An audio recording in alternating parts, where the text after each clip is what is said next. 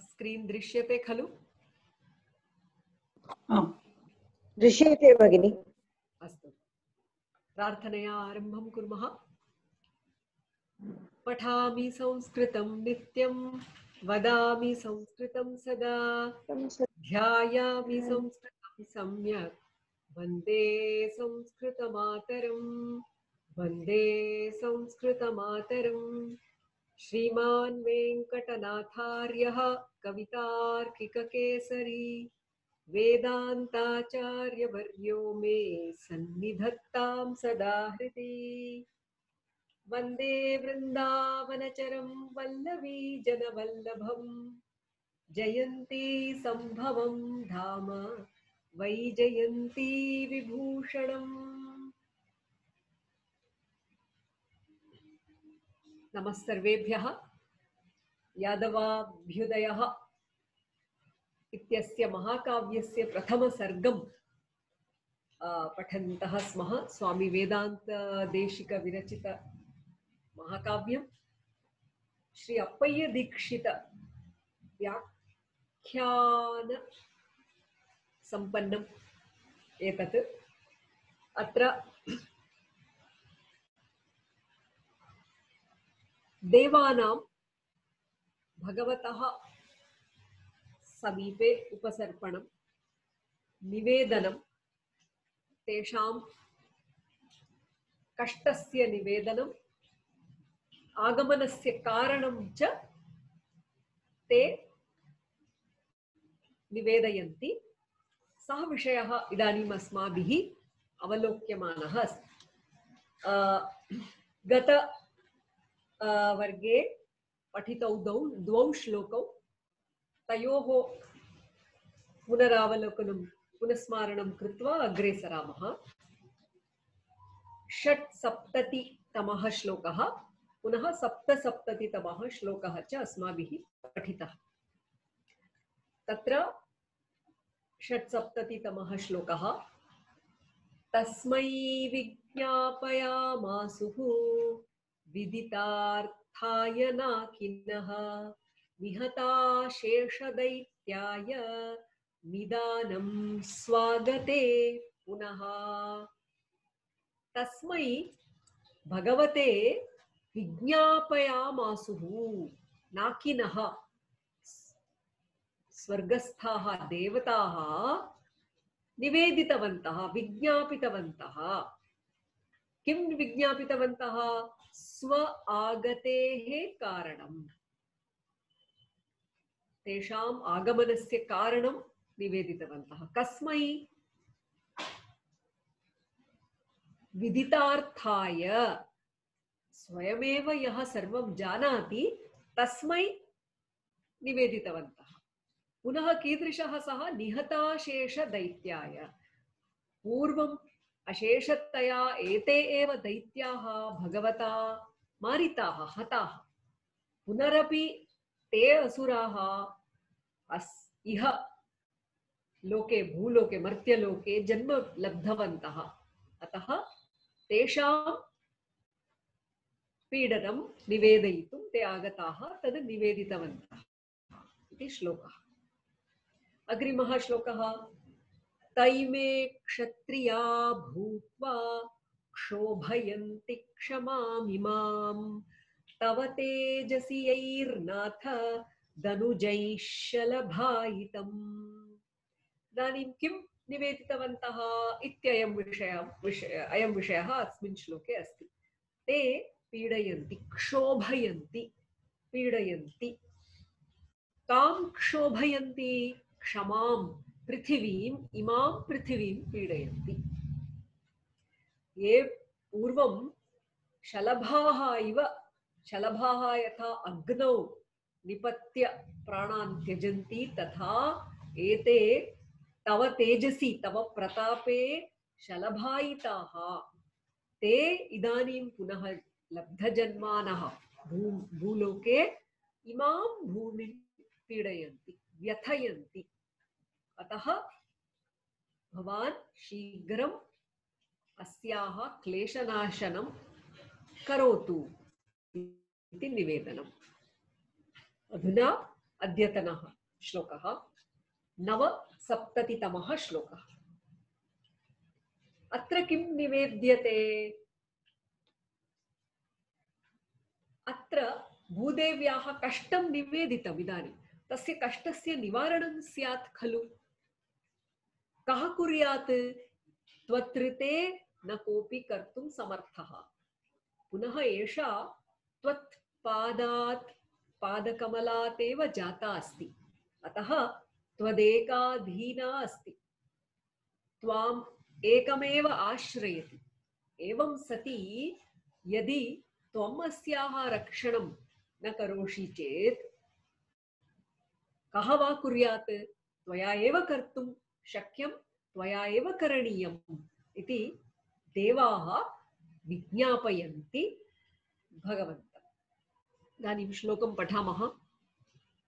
जाता निखिल वेदानां जाता निखिल वेदानां दानाम् उत्तमाङ्गोपधानतः उत्तमाङ्गोपधानतः त्वत्पादकमलादेशा त्वत्पादकमलादेशा त्वदेकाधीनधारणा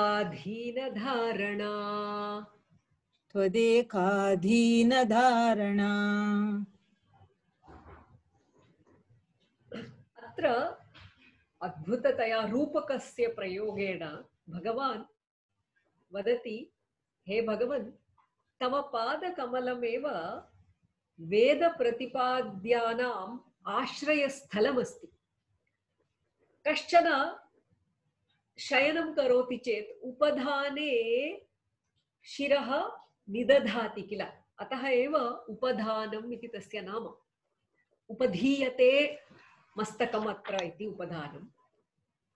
वेदानां प्रतिपाद्यविषयः कुत्र निहितः, कुत्र आश्रयं स्वीकरोति इति चेत् तव पादपद्मे।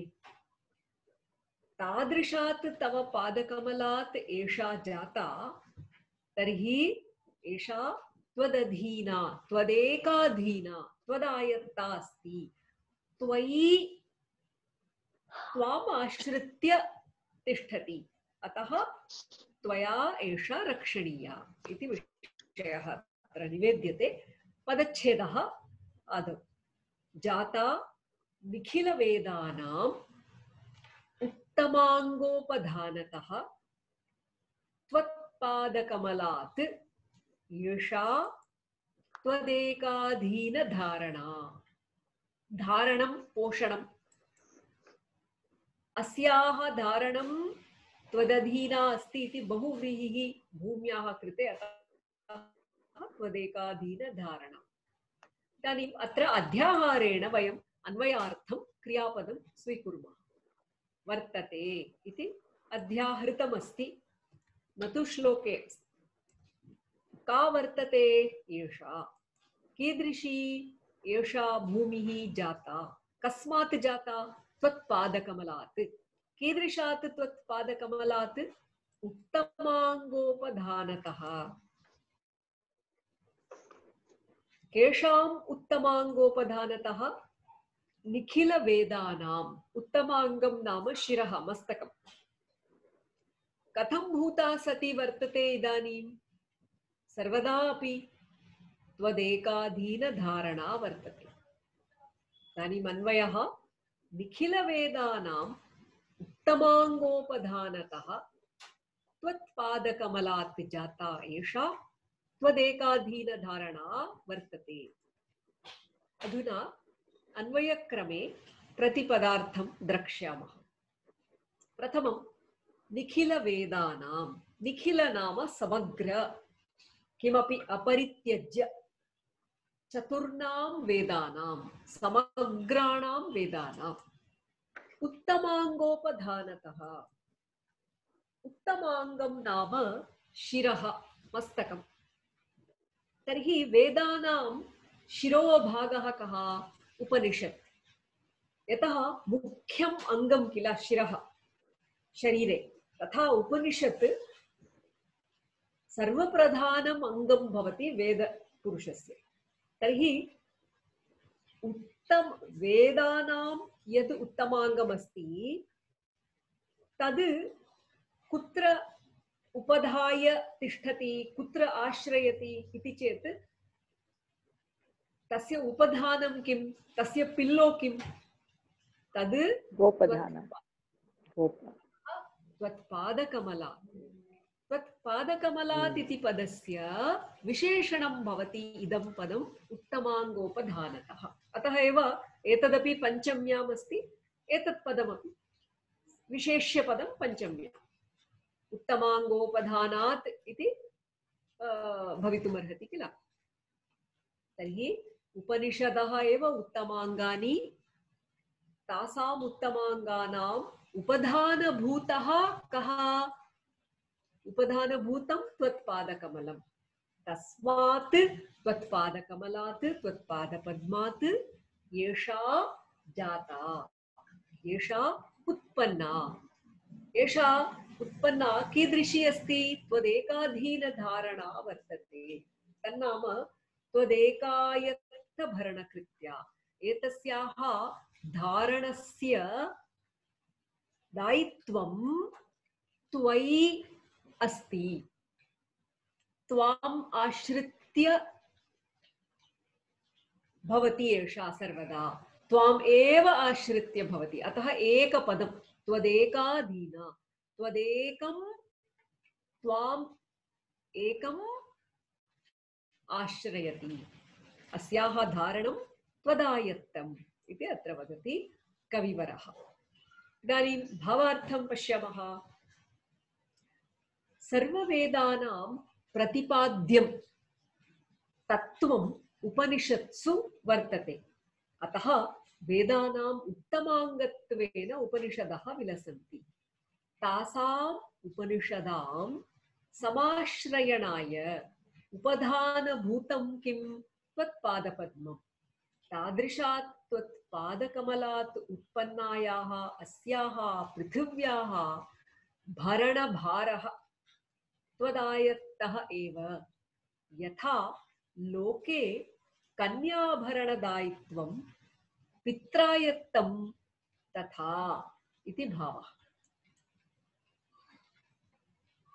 इदानीं पदविवरणं द्रक्ष्यामः। समस्तपदानि सन्ति, बहूनि, प्रायः 4 दीर्घसमस्तपदानि सन्ति अत्र। निखिलवेदानां, खिलम् इत्युक्ते भागः। तर्हि न विद्यते खिलम् अखिलम् इति वदन्ति किल, तादृशमत्र निखिलं, निर्गतं खिलं येभ्यः ते निखिलाः। वेदानां समग्राणां वेदानां किल, अतः एकभागस्य उत्तमाङ्गः इति न। उपनिषत् सर्वेषां वेदानाम् उपनिषदः इति अर्थः। निखिलाः वेदाः, निखिलवेदाः तेषां, निखिलवेदानां। द्वितीयम् उत्तमाङ्गोपधानतः। उपधानम् इति पदस्य व्युत्पत्तिः एवं कोशे दर्श्यते। उपधीयते अथवा आरोप्यते मस्तकम् अत्र इति उपधानम्। The head is rested on it इति उपधानम्। उत्तमानि अङ्गानि, उत्तमाङ्गानि। यतः 4 वेदाः सन्ति, ताः वेदाः आश्रित्य बहव्यः उपनिषदः सन्ति। अतः उत्तमाङ्गानि इति पदस्य बहुवचनं तत्र। तर्हि उत्तमाङ्गानाम् उपधानम् उत्तमाङ्गोपधानम्। अत्र पञ्चमी स्थाने तसि इति प्रत्ययः भवति। तसि प्रत्ययः पञ्चम्यर्थे तसि इति। अत्र एक व्याकरण अंशे स्वारस्यकरः विषयः अस्ति। किमिति चेत् एषः तसि प्रत्ययः भवति किल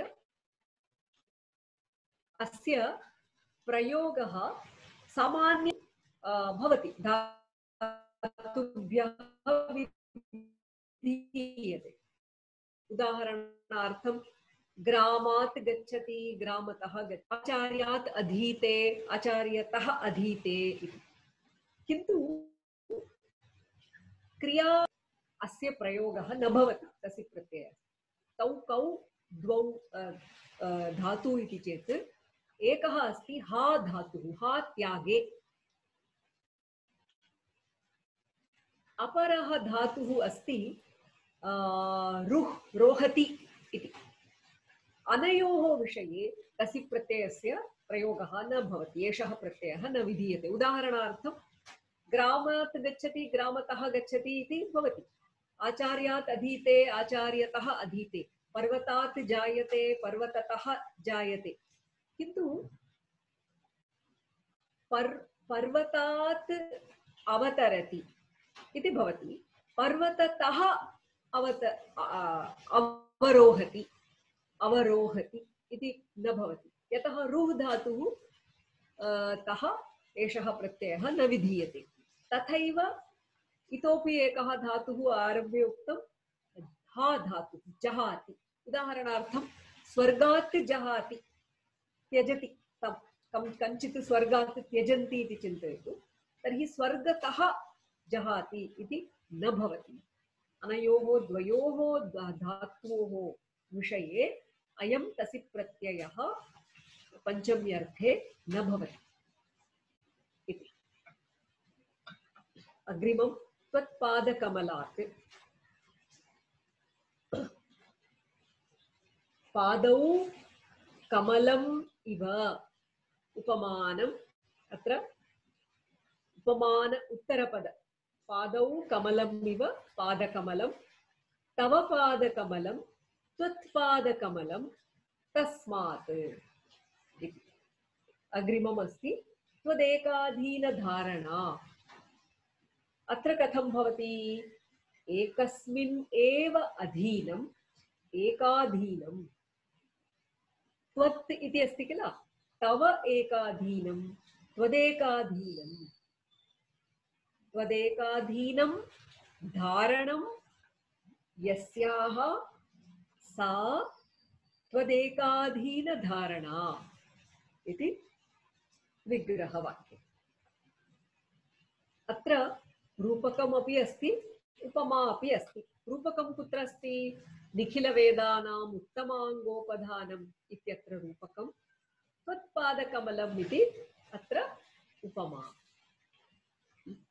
एकवारं श्लोकं पठित्वा अशीतितमं श्लोकं प्रति गच्छामः जाता निखिलवेदानाम् उत्तमाङ्गोपधानतः त्वत्पादकमलादेशा त्वदेकाधीनधारणा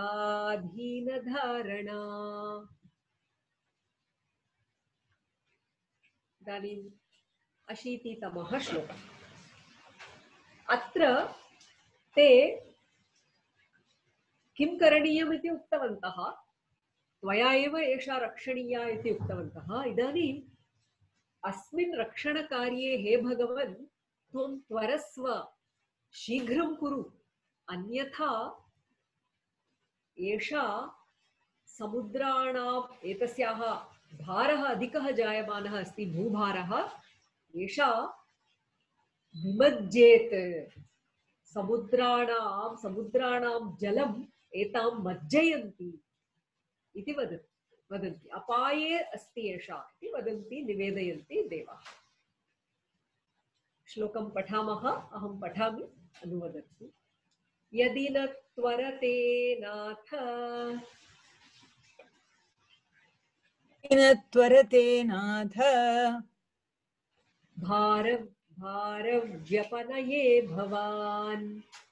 भारव्यपनये भवान् प्लावयिष्यन्त्युदन्वन्तः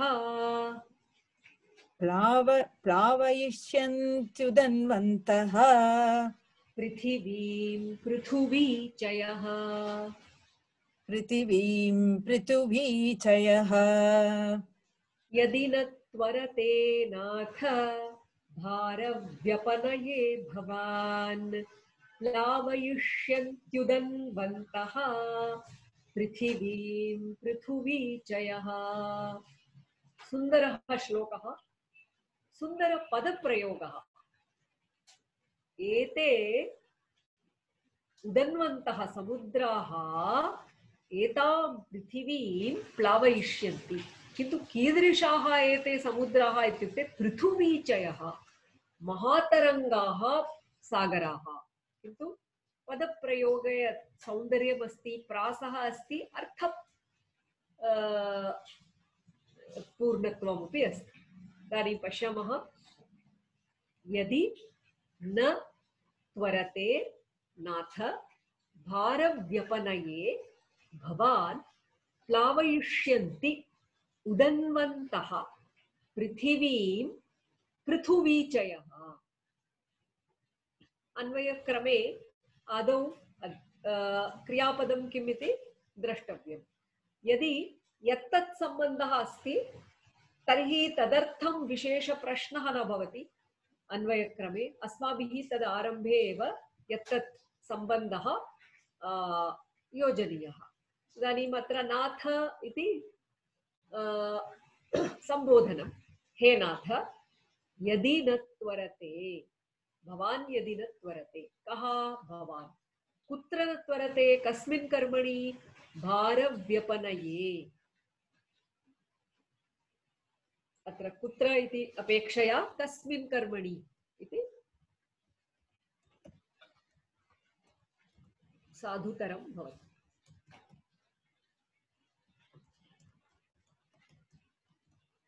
न त्वरते भारव्यपनये, तर्हि प्लावयिष्यन्ति। के प्लावयिष्यन्ति?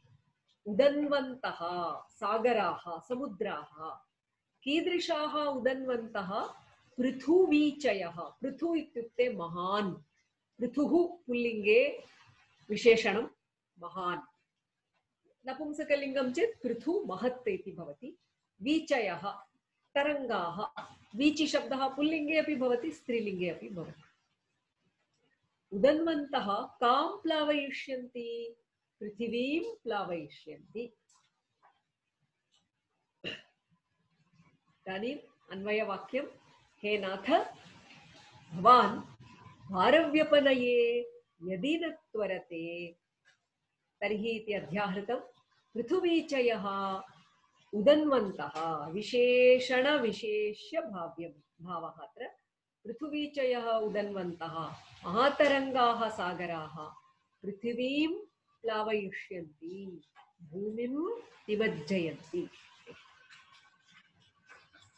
अत्र पदार्थं पश्यामः, प्रतिपदार्थः।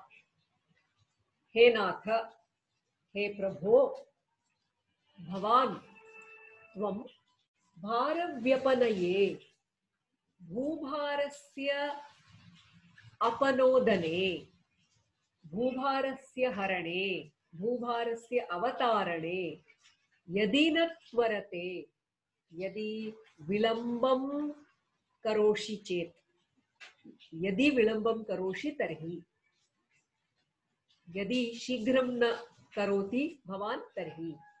पृथुवीचयः उदन्वन्तः, महातरङ्गाः समुद्राः पृथिवीं प्लावयिष्यन्ति, भूमिं मज्जयिष्यन्ति। भूमिः मग्ना भवति एतेषां जले, सागराणां जले। तात्पर्यं पश्यामः। हे प्रभो, भारातिशयात्, भारस्य आधिक्यात् भृशं क्लिश्यमानायाः, क्लेशम् अनुभवन्त्याः अस्याः पृथिव्याः भारहरणे त्वम् एकः एव क्षमः। तूर्णं, तूर्णं नाम शीघ्रम्। अस्याः भारापनोदनं यदि न करोषि तर्हि महातरङ्गयुक्ताः जलनिधयः समुद्राः एनां पृथिवीम् अवश्यं मज्जयिष्यन्ति। इति भावः। अत्रापि अधिकानि समस्तपदानि न सन्ति, किन्तु पश्यामः। भारव्यपनये, व्यपनयः इत्युक्ते अपनयनं, दूरं नयनं। भारस्य व्यपनयः, भारव्यपनयः तस्मिन्।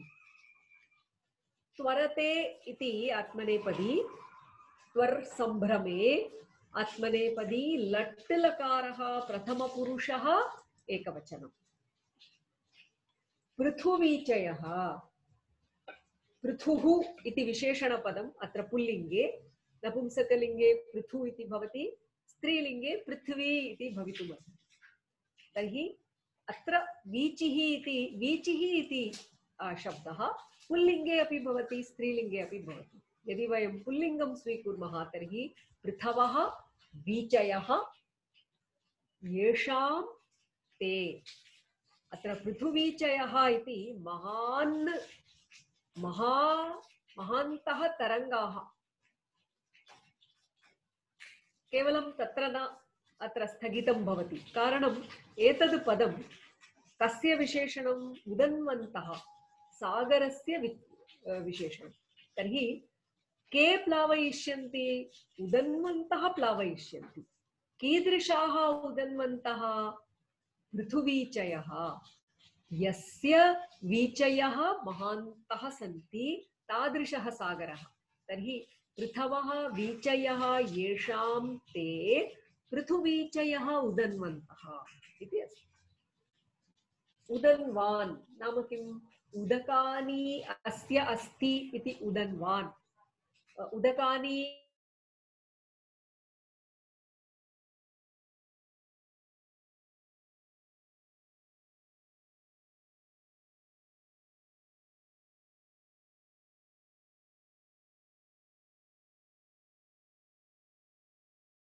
सुंदर प्रासस्य प्रयोगः अस्ति श्लोके। वयं पश्यामः चेत् प्लावयिष्यन्ति पृथिवीं पृथुवीचयः, पकारत्रयमस्ति एकस्मिन्नेव वाक्ये। तत्र अर्थसङ्गतिः अपि अस्ति इति अनिच् प्रयोगः। निचि किम् अस्ति? प्लावयन्ति इति लट् लकारे, प्लावयिष्यन्ति इति लृट् लकारे भवति। प्रथमपुरुषः बहुवचनम्। अधुना श्लोकं पठामः। यदि न त्वरते नाथ भारव्यपनये भवान्, प्लावयिष्यन्त्युदन्वन्तः पृथिवीं पृथुवीचयः।